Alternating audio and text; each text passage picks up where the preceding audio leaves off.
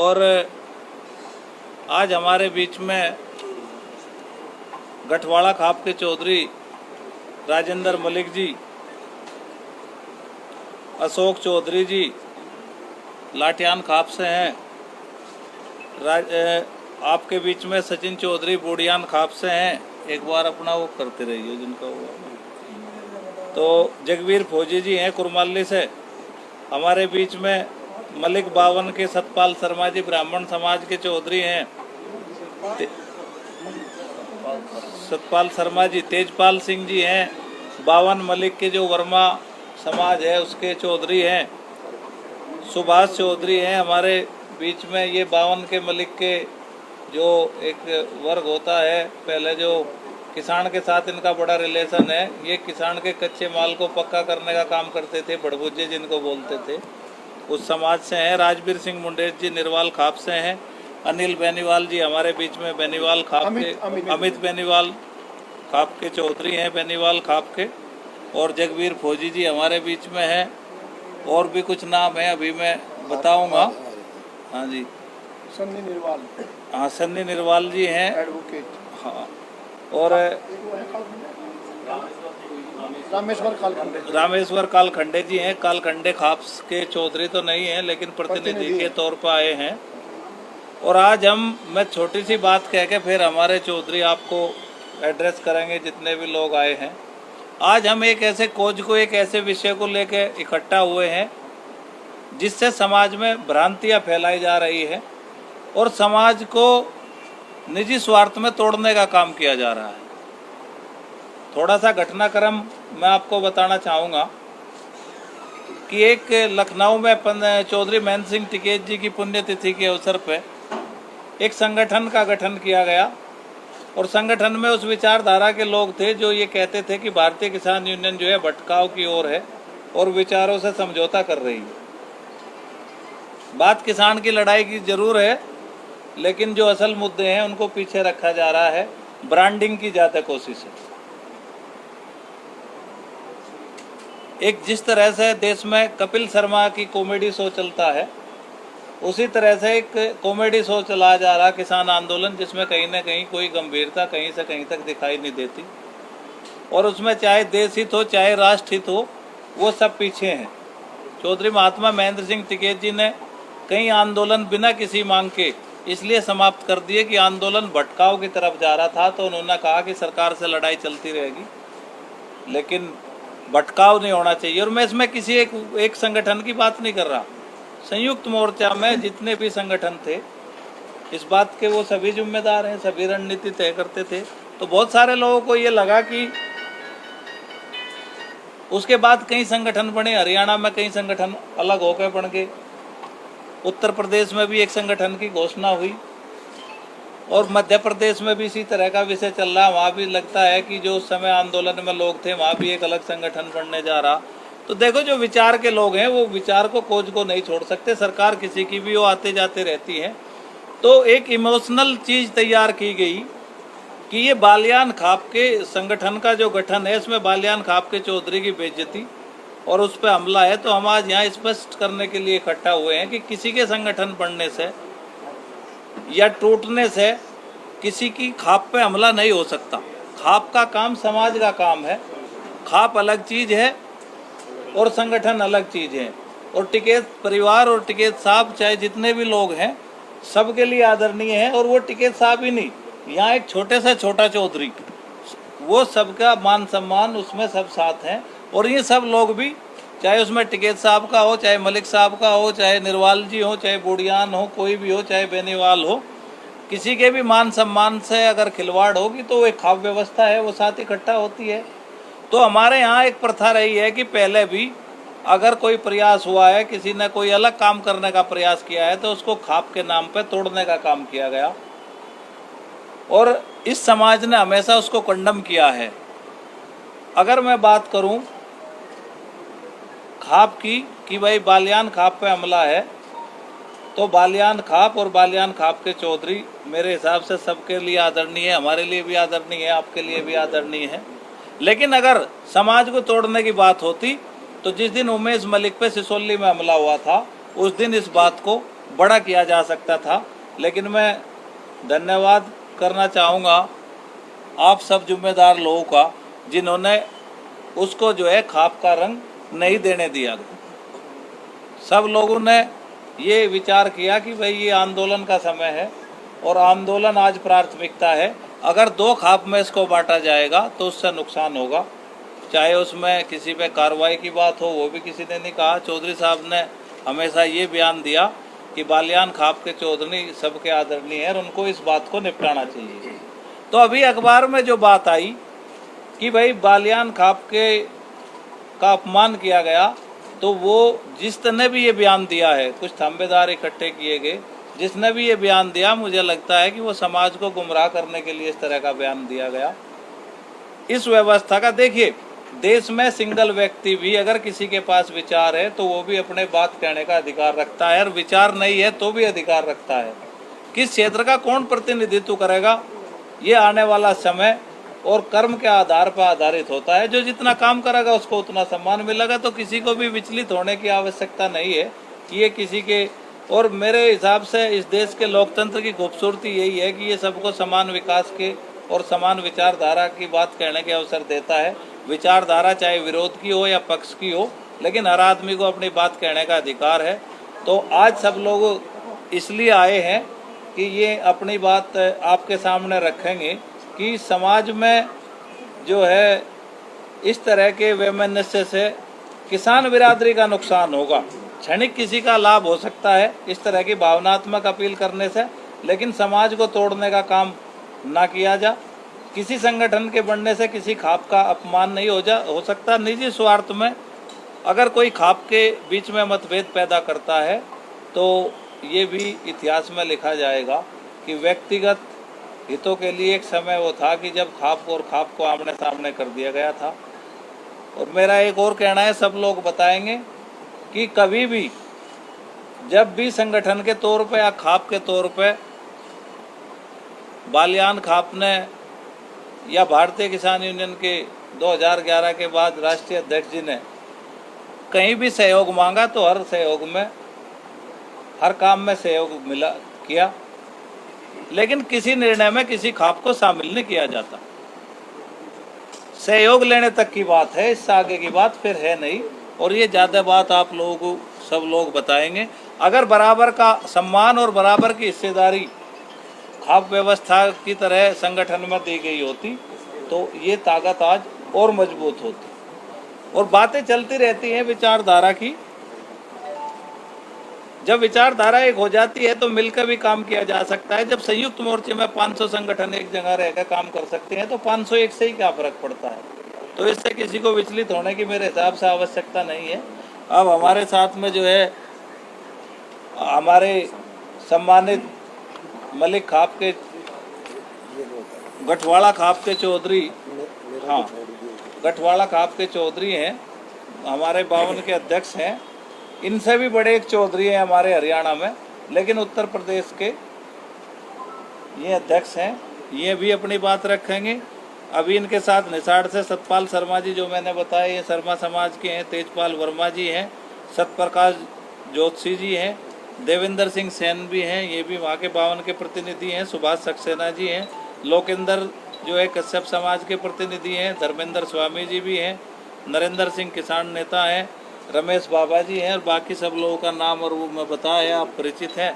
तो मैं अब चौधरी साहब से निवेदन करूँगा कि वे भी अपनी बात रखें। जिस तरह की ये समाज में चीज़ें चल रही है, कम से कम हम मीडिया के माध्यम से तो बता सकते हैं कि इसका ये चीज़ें नहीं हैं।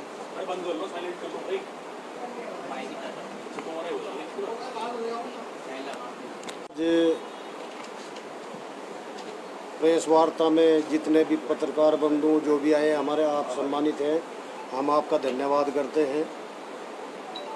आज ये प्रेस वार्ता बुलाने की इसलिए ज़रूरत पड़ी है कि समाज को भ्रमित किया जा रहा। अभी सन 87 1 मार्च को ये यूनियन बनकर तैयार हुई थी। हमारे ही परिवार से बिल्कुल नज़दीक की हमारा भाई रिश्ते में लगता था, वो शहीद हुआ था उसमें, जयपाल सिंह मलिक। अकबर अली सिंभाल के से उस दिन ये यूनियन तैयार हुई थी बन के। उस यूनियन में बराबर का हिस्सा हमारा रहा, पूरा बलिदान भी दिया, और हर जगह जेल आंदोलन हो या कोई भी हो, उसमें बराबर का हमारा हिस्सा रहा।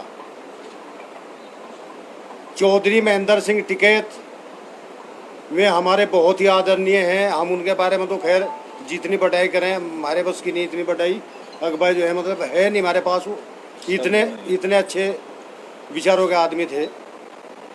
रहा नरेश टिकैत जी। नरेश टिकैत जी एक खाप के चौधरी हैं। खाप के नाते से हम उनका सम्मान करते हैं और करते भी रहेंगे। बात संगठन की है। अब एक संगठन यूँ अलग बना, संगठन अलग बनने से अगर किसी की पगड़ी को कोई खतरा होता हो, खाप की पगड़ी को, अगर कोई बालियान खाप की पगड़ी हो या गठवाड़े की पगड़ी हो या कोई सी भी खाप की पगड़ी हो, किसी को उसका अधिकार नहीं है कि वो वापसी ले ले। लेकिन एक प्रचार कर दिया गया, अकबालान की पगड़ी को खोसने की कोशिश करी जा रही। अगर कोई बालियान खाप की पगड़ी को खोसने की कोशिश करता है तो चौधरी नरेश टिकैत से पहले हम खड़े, हम देखें कौन खोसे वो पगड़ी। लेकिन बात है संगठन की, बात संगठन की चल रही है। एक संगठन अलग बना, क्यों बना वे चौधरी साहब भी जाने सारी बात। जब से चौधरी महेंद्र सिंह टिकैत गुजरे हैं, नहीं रहे, तब से मनमानी चल रही। किसी को आज तक बुझा नहीं गया, कोई कहीं मीटिंग नहीं करी गई, किसी पदाधिकारी से या किसी से भी कोई बात नहीं। जो निर्णय इन लोगों के मन में आया वो निर्णय ले लिया। धरना है तो धर दिया, उठाना है तो उठा दिया। किसी को आज तक कुछ नहीं कहा, अनदेखी करी गई। इसलिए ये संगठन अलग बनाने की जरूरत पड़ेगी। रहा, आप लोग भी सब जानते हैं और हमें भी पता, उत्तर प्रदेश के किसान को आज तक क्या मिला धरने प्रदर्शन में? कुछ नहीं मिला हमारे हिसाब से तो। यह एक उपलब्धि गिनवा दे कि भाई जो है हमने यह उपलब्धि हमने किसान के लिए ये कर दिया। पर चलो हम उस बात पे नहीं जाना चाहते। रहा, अब जो है वो भी उनके पास संगठन है, हमारे पास भी संगठन है। वे अपना संगठन चलाएं, हम अपना संगठन चलाएं, कोई दिक्कत नहीं। जो संगठन किसान के लिए, मजदूर के लिए या समाज के लिए जो संगठन अच्छे काम करेगा, किसान हो मजदूर हो हमारा समाज जितना भी है, वो उसी साइड अपने आप ही चला जाएगा। ये आगे आने वाला समय बताएगा। लास्ट में मैं एक ही बात कहना चाहता हूँ, इस दोबारा से कोई भाई इसमें भ्रमित ना हो। पगड़ी वाली बात कोई नहीं है। चौधरी नरेश टिकैत बालियान खाप के चौधरी हैं, बालियान खाप के चौधरी रहेंगे। हमने या किसी ने भी आज तक उनकी पगड़ी के बारे में कोई बात नहीं कही। हाँ ठीक है जी, धन्यवाद। किसान की आज़ादी में सबसे अधिक योगदान इस देश के किसान मजदूर का रहा। हमारा दुर्भाग्य रहा, सरकारें बनी हिंदुस्तानी, लेकिन किसान मजदूर का भला नहीं हो पाया। उसका कारण यही रहा कि कोई ऐसा मजबूत किसानों का संगठन जो केवल किसान के हित की बात करे, राष्ट्र के हित की बात करे, ऐसा खड़ा नहीं हो पाया। जो भी संगठन थे अब से पहले, उन सारों ने थोड़ा अपने हित का ध्यान अधिक रखा। ये हमारा दुर्भाग्य रहा। तभी संगठन बढ़ते चले गए। जितने संगठन बढ़ेंगे उतनी मजबूती आवेगी। सरकार को समझना पड़ेगा कि वाकई भाई इस देश का जो असली मालिक है, चाहे वो मतदाता के रूप में है, चाहे वो सीमा की सुरक्षा करने के रूप में है, वो किसान और मजदूर के बच्चे ही हैं। सभी इस देश के सच्चे सेवक हैं। उनकी भलाई, उनके हित में कार्य करना बहुत आवश्यक है। और मेरी सोच तो यहाँ तक है दोस्तों कि जो सरकार जब चुनते हैं हम 5 साल के लिए, तब तो हमें पूर्ण अधिकार है, हम मत किसी को भी दें। लेकिन जब सरकार बन जाती है, अगर हम सरकार से काम लेंगे तो सरकार काम देगी। हो ये रहा था अब तक इस देश में कि किसान केवल मतदान के वक्त भी संघर्ष में रहा, और मतदान के बाद भी सरकार संघर्ष किया उसने। अब चूंकि नई पीढ़ी आ गई, नई पीढ़ी को समझ आ गई कि सरकारों से लड़के कुछ नहीं मिलने का, सरकारों से को समझा के मिलेगा जो मिला काम है कुछ।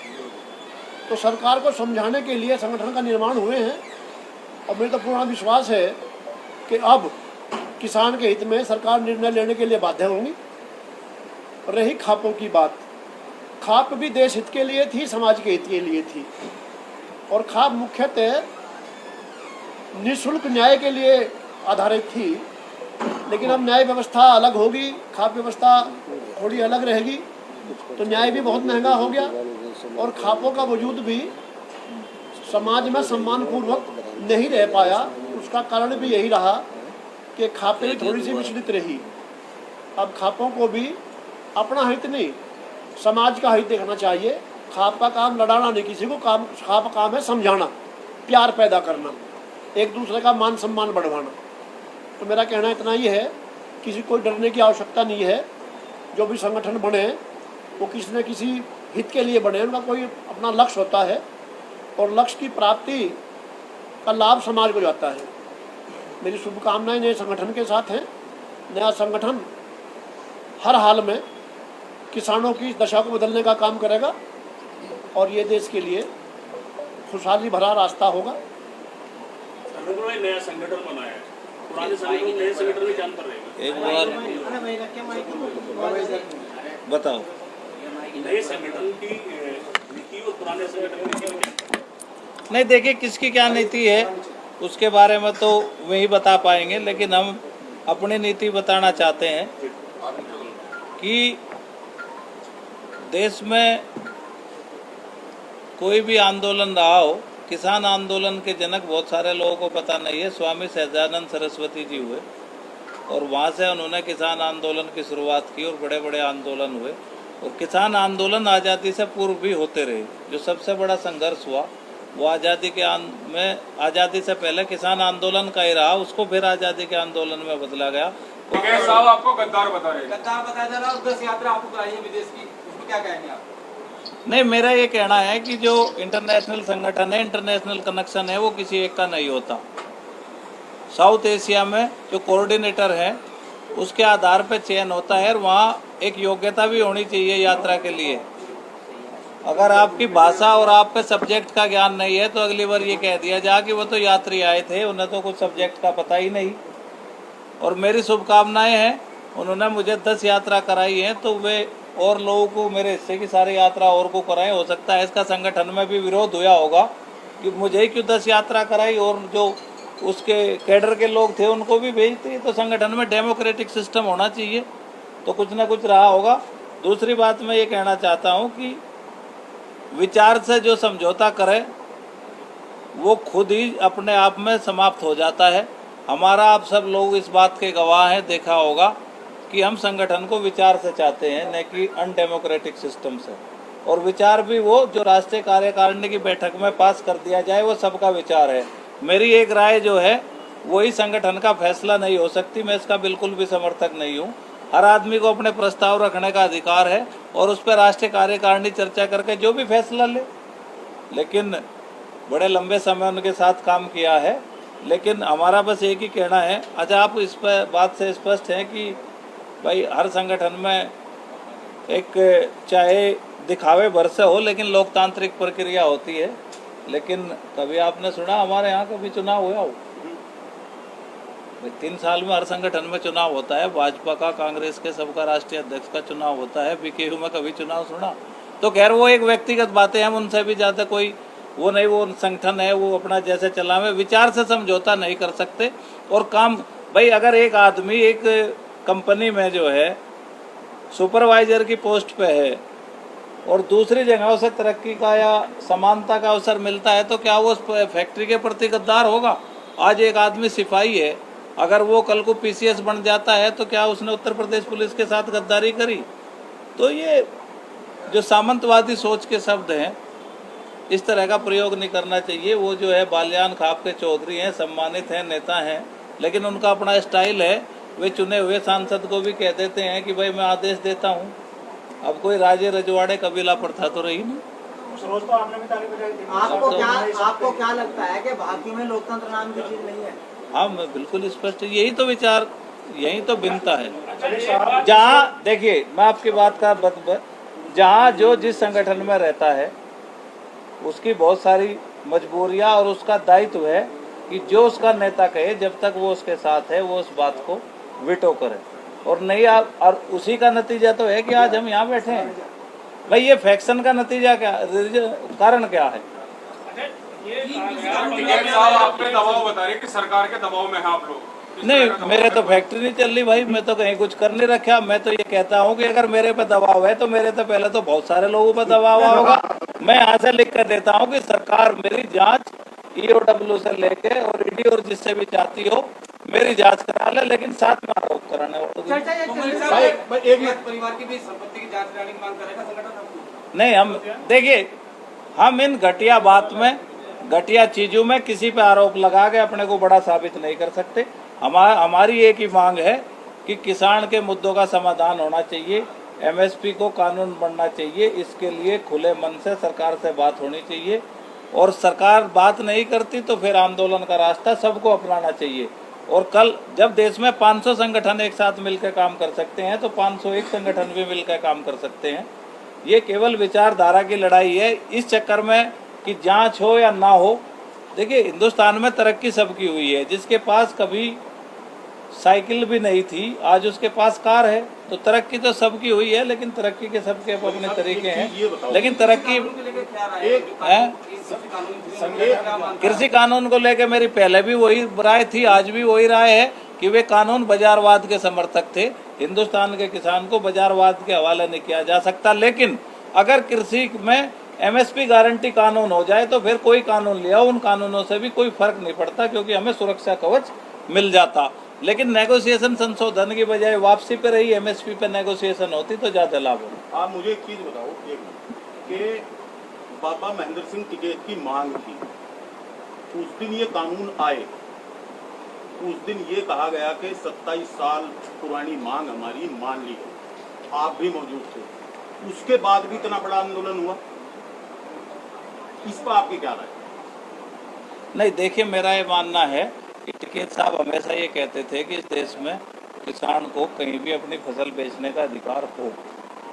वो बात उस कानून में थी, और वो कानून उस समय कितना पड़ा था कितना नहीं पड़ा था मुझे नहीं पता, लेकिन वो एक जो बात निकल कर आई तो उस पर ये बात कही गई थी। लेकिन बाद में मैं गई थी, उस दिन आप भी थे, बाद में जो है पंजाब और हरियाणा, देखिए उस कानून से मंडियों को खतरा था और MSP मिलता है पंजाब और हरियाणा में, तो उनका लड़ाई लड़ना स्वाभाविक था।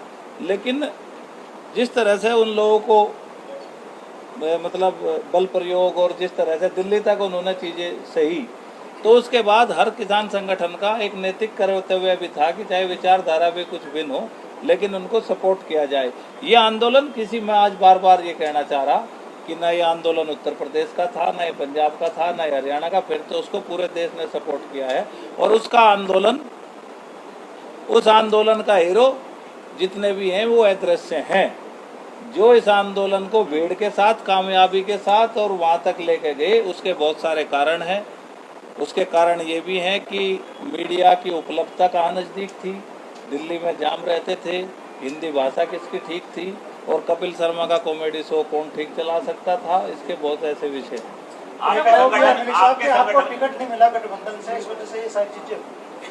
तो भाई एक किसी भी पार्टी में बायोडाटा दे रखा हो तो बता दो। और फिर मैं ये कह रहा कि ये महत्वाकांक्षा हर व्यक्ति में होनी चाहिए, मैं इसको बुरा नहीं मानता, लेकिन टिकट के कारण इतना बड़ा फैसला, टिकट तो हमारे संगठन से तो कई लोग जो है चुनाव लड़ चुके और आज भी बीके हुए हैं। आपके संगठन का झुकाव जो है वो सरकार की तरफ है।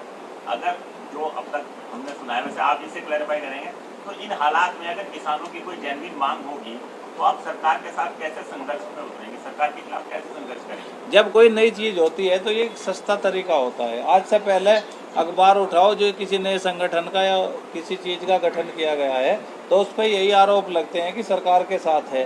भाई सरकार के खिलाफ अगर, देखिए मेरा ये मानना है कि आंदोलन सरकार के खिलाफ नहीं होता।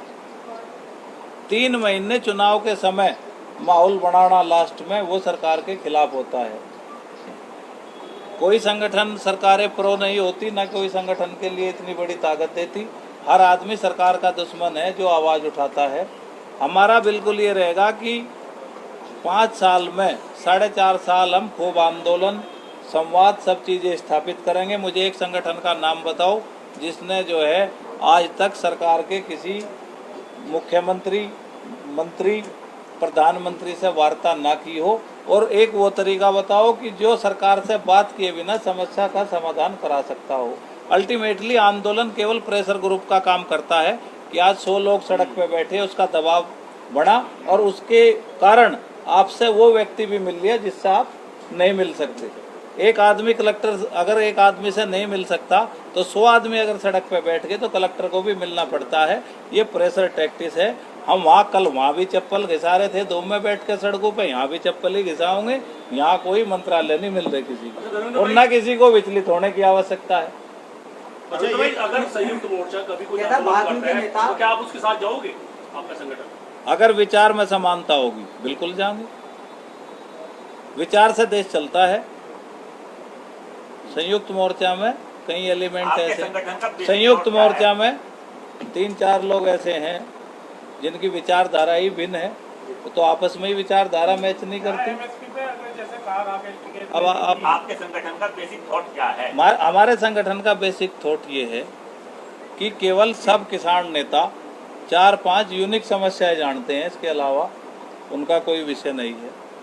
हमारा संगठन में आदमी 5 रहो 50 रहो, हम हर जनपद की स्वयंसेवी संस्था, जिला कृषि अधिकारी और प्रगतिशील किसानों के साथ एक ग्रुप बना के सबसे पहले हर जिले की समस्या को आइडेंटिफाई करेंगे। पूरे प्रदेश लेवल पे हम एक इंडिपेंडेंट रिपोर्ट तैयार करेंगे और उस रिपोर्ट को सरकार को देंगे कि आपको जिले लेवल पे सोच के कृषि नीति बनाने की आवश्यकता है। और कृषि नीति में 60 साल हो गए देश में कृषि नीति नहीं बदली गई, तो नई कृषि नीति बनाने का हमारा प्रयास होगा। पहला काम हमारा संवाद का होगा, दूसरा काम फिर आंदोलन का होगा। कार्यकारिणी विस्तार का ध्यान रखें। कार्यकारिणी विस्तार के लिए देखो, अगर आपको अपनी विचारधारा के लोग लेकर चलने हैं तो फिर उसी तरह की चीज़ें और उसी तरह के लोग आपको चाहिए। बहुत सारे लोग संपर्क में हैं, लेकिन हमारा संगठन आपको दूसरे संगठनों से अलग दिखाई देगा, ये हमारा प्रयास है। हम धैर्य और सब्रवान व्यक्ति हैं। 5 दिन में 33 साल के संगठन से अपेक्षा कि आप हमसे अपेक्षा करें, हम बिल्कुल नहीं कर सकते। लेकिन मुद्दों को उठाने में काम सरकार का काम है, हल करना ना करना हमारा काम है। मुद्दे को आइडेंटिफाई करना और उसको सरकार तक पहुंचाना हमारे संगठन की भूमिका, हमें लगता है कि उसमें सबसे ज़्यादा अग्रणी होगी। और हम क्षेत्र वाइज, मतलब क्षेत्र आधारित, पश्चिम उत्तर प्रदेश में क्या फसलें हैं, बुंदेलखंड में क्या है, पूर्वांचल में क्या है, अवध में क्या है, क्या समस्याएं हैं, इनको आइडेंटिफाई करके और हम अपना संघर्ष उसी हिसाब से करेंगे। संघर्ष का मतलब सड़क पे बैठना ही नहीं होता। सड़क पे जिस दिन आवश्यकता होगी सड़क पे भी बैठेंगे, लेकिन हम अपील भी करते हैं कि जितने प्रगतिशील किसान हैं वो बहुत ज़्यादा इन विषयों को समझते हैं। आज खेती, पहले ये कहते थे कि जो घर में थोड़ा कम पढ़ा लिखा व्यक्ति हो उसको खेती में लगाओ, पढ़े लिखे को नौकरी कराओ। हमारे संगठन का ये है कि अगर थोड़ा सा कम पढ़ा लिखा व्यक्ति अगर नौकरी पर चला जाए तो वो उचित होगा। अगर पढ़े लिखे लोग खेती करते हैं तो आपकी उत्पादन लागत कम होगी। यही नहीं पता कि कितना यूरिया डालना, कितनी दवाई डालनी, जो दुकानदार ने कह दिया। और आपको मैं एक उदाहरण बताता हूँ, अभी एक 40 लाख रुपए का पैकेज छोड़ के एक IIT के लड़के ने मशरूम के फार्म पे खेती, मतलब अपना मशरूम का फार्म बनाया है। देश में निर्यात की बहुत संभावनाएं हैं। आप अभी देख रहे होंगे कि 50 लाख बिलियन डॉलर का व्यापार इस बार निर्यात में, मतलब देश ने रिकॉर्ड तोड़ा है। उसके लिए सरकार की कुछ सुविधाओं की आवश्यकता है। किसान को वो फसलें करनी चाहिए जिसकी इंटरनेशनल मार्केट में डिमांड हो, और ये बातें किसान तक जाएं। और हमारा तो एक छोटा सा है, सबसे पहले तो जो सरकार की योजनाएं हैं वे नीचे स्तर तक पारदर्शी रूप से भी अगर हम लागू करा दें तो वो किसान का सबसे बड़ा वेलफेयर है आज की तारीख में। यही नहीं पता कि किसान को क्या सुविधाएं मिलती हैं, क्या मिलनी चाहिए, अधिकारियों तक सीमित हैं। बाबा जी, आप में के नेता चुनाव लड़ते रहे तो क्या आपके संगठन के लोग में चुनाव लगाए जा रहे हैं, किसान विरोध कर रहे हैं, कैसे समाधान करें? जिसे लड़ना है वो यहाँ से अलग, हमने तो कहा है राजनीतिक हो रहे, राजनीतिक दो बातें हैं। देखिए कोई भी व्यक्ति किसी के नियंत्रण में नहीं होता, लेकिन अगर हमारे संगठन में रह के कोई चुनाव लड़ने के लिए जाएगा तो वो दोबारा वापस नहीं आएगा, इस बात की गारंटी दे सकते। धर्मेंद्र भाई, नाम ही अपने भारतीय किसान यूनियन ही क्यों रखा है इसका? कुछ और भी नाम हो सकता है? नहीं, हमने भारतीय किसान यूनियन अराजनीतिक, जो पहले भारतीय किसान यूनियन के बैनर लगते हैं उनका भी पहले राजनीति लिखा हुआ है। विस्तार से समझाओ। अब ये सवाल तो उनसे करो। नहीं, आप उसमें आ भी रहे ना, आप विस्तार से समझा दो चीज। नहीं, हमने ये कहा कि भाई वो राजनीतिक हो गए, अब इसका अधिकार हमारा हो गया, हम भी बाबा टिकैत जी के चेले हैं, ये कानूनी लड़ाई है, लड़ू जाएंगे। एक सवाल आपसे किया था, शामली में जो ट्यूबवेलों को मीटर लग रहे हैं, किसान लगातार विरोध कर रहे हैं, इस आवाज को आप कैसे उठाते हैं? सही बात है, शामली के अंदर हर बिजली घर पे मीटर भेज दिए गए। हम इसमें पहले सरकार से बात करेंगे, मीटर ना लगे। अगर सरकार इसको नहीं मानती तो हम किसी भी कीमत पर अभी बगैर बात करे बगैर मीटर नहीं लगने देंगे। मलिक साहब को तो अभी आपने कहा कि भाजपा जो है वो राजनीति कैसे होगी, राजनीति राजनीति कैसे होगी? अरे भाई, हमारा मुद्दा ये था कि बिल वापसी और घर वापसी, और बिल भी वापस हो गए, घर भी वापस हो गए। उसके बाद जो गतिविधियां रही आपको पता है, मेरे से क्यों पूछना चाहते हो? तमाम स्टेटमेंट है। कल बीबीसी की एक पत्रकार का इंटरव्यू है टिकैत साहब का, वो देख लो। और मीटर का भी मैं बताऊं आपको, हमारा काम ही यही रहेगा, मुद्दों पे भटकाव करके, मैं बोल दूंगा तो ये कहेंगे सरकारी है, मुद्दों से भटका के कई बार आंदोलन किए गए। भारतीय किसान यूनियन ने इस बात का विरोध किया था, उसमें लोग जेल गए थे कि बैंक अकाउंट में पेमेंट ना आवे, समिति से हो। जब समिति से पेमेंट होता था तो 1000 रुपये आती, 200 रुपये की तो शराब पिए थे वहीं, और शाम को घर तक आवे थे, इतनी पी लेते थे कि मैं 800 भी निकल जाते। आज उस कानून का सबसे बड़ा लाभ है या नहीं है? खर्च भी नहीं होते। मीटर का अभी हमारी बात हुई है, सोमवार को हम पश्चिमांचल के एमडी हैं उनकी हमारे साथ मीटिंग है, हर जिले से 2-2, 3-3 लोग उसमें जाएंगे। उनका ये कहना है कि देखिए बिजली अब जो विषय है, बिजली अब विषय केवल इसी बात का नहीं है कि बिजली है, बिजली 24 घंटे मिले और उसके नियामक आयोग के कानून है। बिजली के 12 पे जो मीटर हैं, जितनी बिजली उन पे खर्च होती है उतनी सब्सिडी उत्तर प्रदेश सरकार को, नियामक आयोग को, बिजली बोर्ड को देनी होगी। तो वो लोड का आकलन कराने के लिए उनका कहना है कि हम मीटर लगा रहे। हम वो चिट्ठी जो आई है उसमें ये लिखा गया है कि बिल जो है वो अनमीटर्ड के ही होंगे, मतलब बिजली का रेट अनमीटर्ड का ही होगा, मीटर केवल लोड के लिए लगाए जा रहे। लेकिन हम उसमें सोमवार को एमडी साहब से वार्ता के पश्चात ही कुछ कह पाएंगे।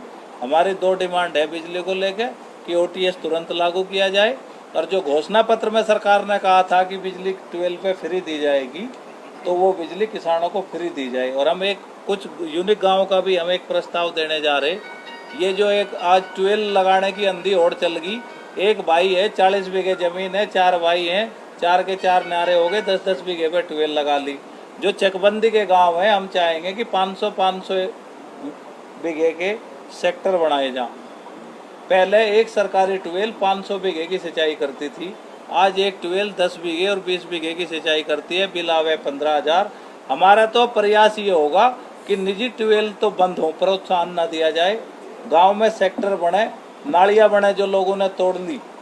इस बात को बहुत सारे लोग खराब भी मानेंगे। सिंचाई की जो नालियां थी उनको जीवित किया जाए, और सरकार जो है, सरकार निजी 12 लगावे। एक गांव में अगर 20 12 सरकार लगा दे तो 100 12 की कोई आवश्यकता नहीं। वो हम एक प्रोजेक्ट IIT रुड़की के सहयोग से तैयार कर रहे और वो सरकार को देंगे। अभी आप मीटर लगाने का समर्थन कर रहे हैं? नहीं, ना मैं समर्थन कर रहा, ना मैं विरोध कर रहा। मैं कह रहा सोमवार को MD से हम बैठक करेंगे।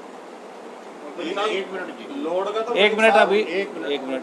ये सिसोली के चौधरी हैं, बालियान खाप के थांबेदार, चौधरी भीम सिंह जी, ये भी अपनी कुछ बात कहने के लिए आए हैं। मैं आपसे एक बात बताना, जैसा आपने अभी सवाल उठाया, मीटर लगाए जा रहे हैं, हमने उसके बारे में उसका विरोध किया शामली में। और उस विरोध में फिर बात सामने जो खुलकर आई, मीटर लगाने का प्रपंच क्या है। हर किसान के पास में जो ट्यूबवेल हैं, जैसा अभी आप भाई साहब ने बताया, लगभग 10 बीघे में भी ट्यूबवेल हैं, 40 छोटे छोटे टुकड़े होंगे।